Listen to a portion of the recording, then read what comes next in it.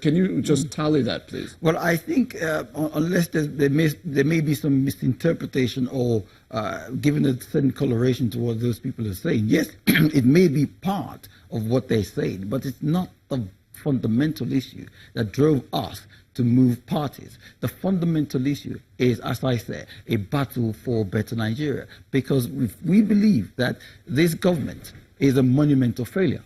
We believe the party itself has become a cataclysmic disaster for this country. And therefore, we decided that we need to seek an alternative platform. Look, anyone who seeks to bring this down to the issue of return ticket is wholly misguided.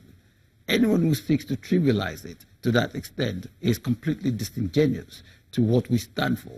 And much as we did this before in 2014, those of us who did in 2014, the same thing applies now.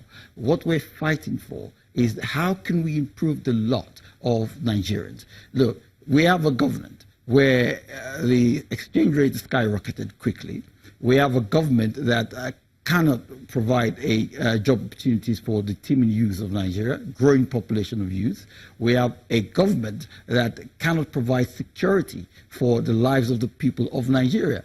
Over 2,000 people have died since January of this year alone. On New Year's Day alone, over 500 people were killed. Now, so how do we, and yet the government sits there, no heads rolled, nothing happened. All the ministers are in place, security agencies, nothing happened to them. Yet we keep saying, when the National Assembly seeks to intervene, and we say we're calling some of these people to come and answer so that we can join hands together to find a solution to the security problems and challenges in Nigeria, they simply ignore us.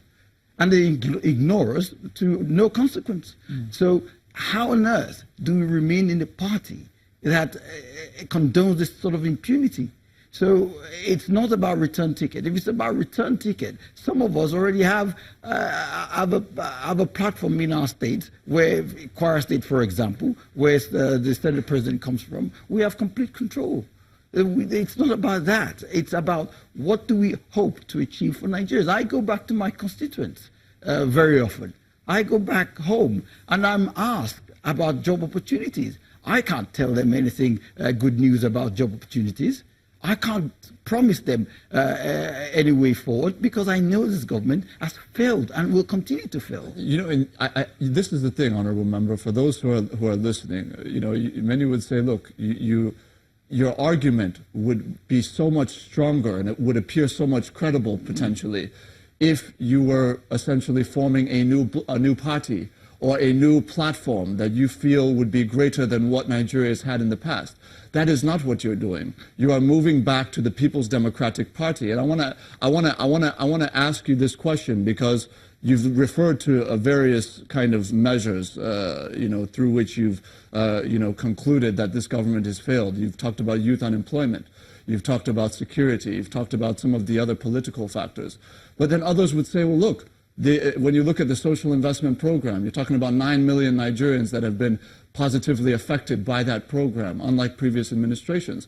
You talk about youth employment, 500,000 young Nigerians, young graduates have been employed in the N-Power scheme. We weren't seeing things like that under the previous administration.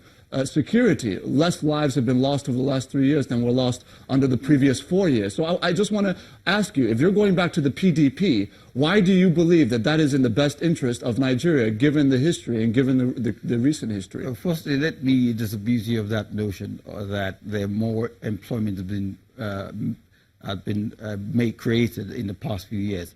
It's complete relative to what was the 4 years before. Far from it. Absolute balderdash. Far from it. This government has not created any genuine employment. All those things that you read out are on paper. And this cosmetic attitude to so-called employment creation, it's a nonsense as far as I'm concerned. Empower, you dole out some cash to some people, 20,000, 5,000, 10,000 naira per month, to a group of people that nobody knows how they were selected in the first place, and you call that employment? It's nothing.